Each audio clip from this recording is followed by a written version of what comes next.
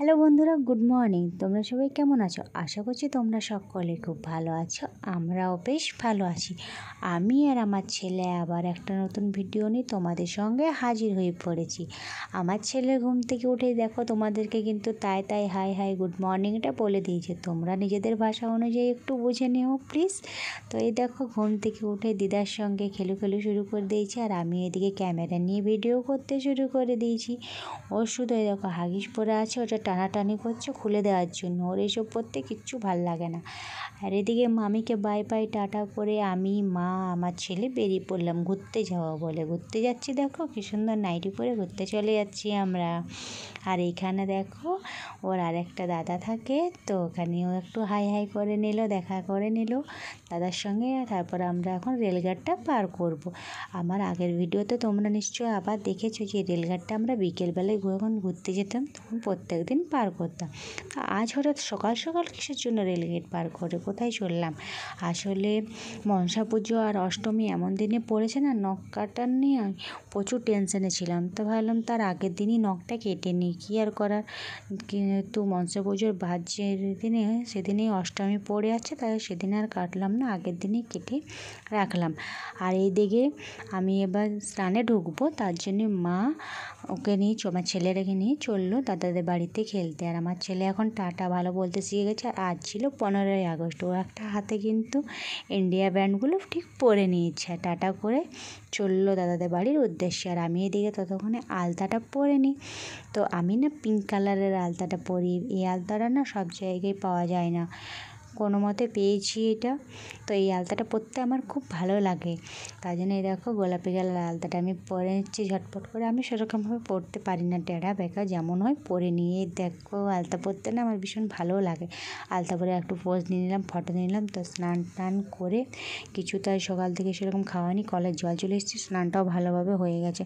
এই ভিডিওটাতে জানো আমি নিজেকে দেখতে পেলাম আমার ছেলে হওয়ার পর কতটা পাতলা হয়ে গেছে আমি। হাতগুলো কি পাতলা লাগছে ভিডিওটাতে। আমার বৌদি যখন করে দিল আমাকে, আমি দেখছি সত্যিই কত পাতলা হয়ে গেছি।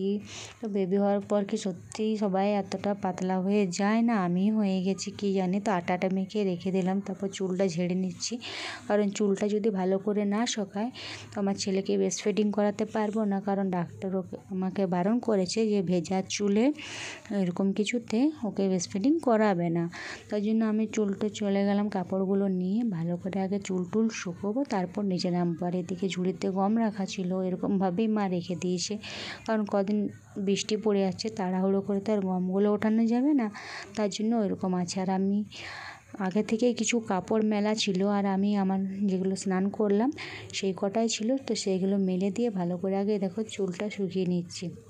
তারপর চুল শুকানোর পর ভাবলাম কোনো কিছু খাওয়া হয়নি, 11টা বাজতেও চলে এসেছিলো, ঝটপট করে রুটিগুলো করে নিই। রুটি আর আজ হয়েছিল ঘুগনি, নিরামিষ ঘুগনি।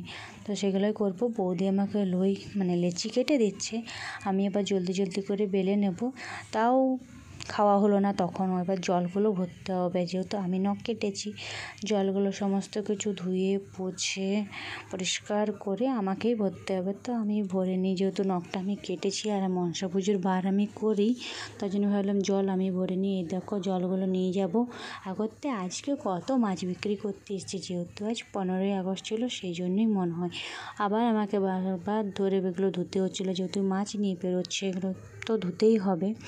তারপরও আমার খাওয়া হলো না। বৌদি এদিকে ভাত বসিয়ে দিয়েছে, আর আমার ছেলের জন্য খাবারটা রেডি করে নিচ্ছি, কারণ ও যদি বাড়ি চলে আসে তাহলে ও কী করে খাবে, কী খাবে তখন। তো ওর খাবারটা আগে রেডি করে নিই, তারপর আমি নিজে খাবার খাবো। আর এইদিকে ওর খাবার পুরো রেডি করে আমি নিজে রুটি আর ঘুগনি নিয়ে বসে পড়েছি খাবার জন্য, আর নিজেই ক্যামেরা করে ভিডিও করে নিচ্ছি।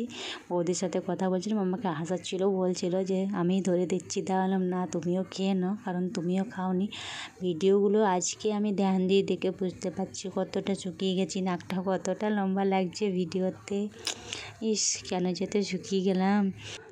তো কী আর করা যাবে, বাচ্চা বড় হলে ঠিক সমস্ত কিছুটাই ঠিক হয়ে যাবে। আর এইদিকে দেখো আমার ছেলে এসে পরে ঘুমিয়ে দিয়েছে, খাবার দাবার খেলো না, কিচ্ছু না, দাদাদের বাড়িতে খেললো আর করলো আর থকে গেছে। আর আমি খেতে বসেছি, তখন এসেছিলো কি কান্না না করলো ঘুমোবার জন্য। আর লাইনটা যেন ওকে ঘুমোতেও দিল না, লাইন চলে গেছিলো বলে আমার ছেলে ঘুম থেকে উঠে পড়েছে। আর আজকে আমি ভিডিও করে দিচ্ছি, ওর মামি ওকে দেখো খাইয়ে দেবে, আর মামিকেও হাওয়া করে দিচ্ছে, এই দেখো পাখাটা নিয়ে পড়ে হাওয়া করে দেবে, ওর মামিকে হাওয়া খাওয়াবে আর ওকে খাইয়ে দিচ্ছে ওর মামি আজকে।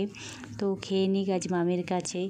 আর এবছর পুজোগুলো কীরকম যে পড়েছে, দুর্গা পুজোটাও আগে চলে আসছে, মনসা পুজো, অষ্টমী, সমস্ত কিছু কীরকম আজ একসাথে আজ নয় মানে এবছর একসাথে হয়ে গেছে।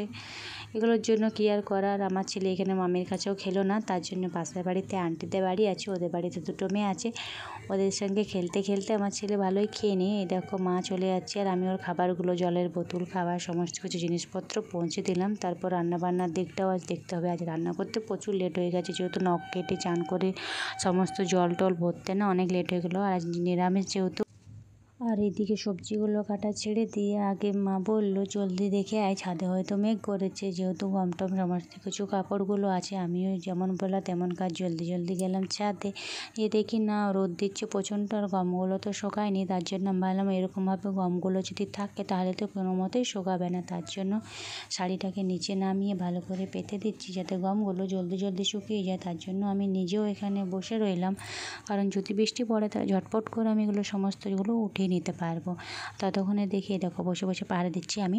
আর ততক্ষণে দেখি দেখো আমার ছেলেও বাড়িতে চলে এসছে, মাকে বললাম আমার খুব জোর খেতে পেয়ে গেছে, তাহলে আমাকে খেতে দিয়ে দাও, ততক্ষণে তুমি গমগুলো পাহারা দাও। মা বললো ঠিক আছে। আর যেহেতু নিরামিষ দেখো বাঁধাকপির তরকারি, ডাল আর ভাত হয়েছিল। আর আমার ছেলে দেখো মামির কাছে বসে থাকবে আর আমাকে খাইয়ে দিতে হবে, এটা ওর আজকে আবদার। মামির কোল থেকে কিছুতেই নামছে না, মা বলছে নেমে আয়, আমি তোকে ধরছি, তোর মা তোকে খাইয়ে দেবে, ও কিছুতেই নামেনি। ওর আজকে ইচ্ছে হয়েছে মামির কোলে বসেই ও খাবে। এই দেখো বসে আছে আর আমি খাইয়ে দিচ্ছি, কী আর করার। তারপর খাইয়ে দিয়ে ওকে ঘুম পাড়িয়ে দিয়েছি। আর বাইরে গিয়ে দেখি প্রচণ্ড বৃষ্টি পড়ছে। আর আমার শাশুড়ি মা এসেছিলো আমার ছেলের সঙ্গে দেখা করার জন্য, যেহেতু আমার শ্বশুরবাড়ি থেকে বাপের বাড়ি বেশি দূরে নয়, ওই 10-15 মিনিট দূর হবে। আর এই এত বৃষ্টি পড়ছে, তো আমি জলদি চাটা করে দিলাম। আমার শাশুড়ি মা বললো না আজকে থাকবো না, জলদি বাড়ি চলে যাবো। আমি বললাম আচ্ছা ঠিক আছে। তো আমি চাটা জলদি করে দিই, যেহেতু বৃষ্টি পড়ছে, দেরি হয়ে গেলে রাত হয়ে যাবে, অন্ধকার হয়ে যাবে, যেতে আরও অসুবিধা।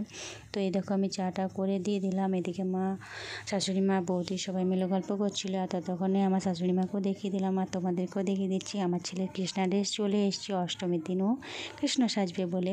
তো এই দেখো আমার শাশুড়ি মা এবার চলে যাবে, তো আমার ছেলে টাটা বলার জন্য ঘুম থেকে উঠে পড়েছে, বাইরে গেট পর্যন্ত গেছে টাটা বলার জন্য। আর আমার শাশুড়ি মা এসেছিলো, লুচি পায়েস ঘুগনি করেছিল আমার বরের জন্মদিনের জন্য, তো সেগুলো দেওয়ার জন্য এসেছিলো।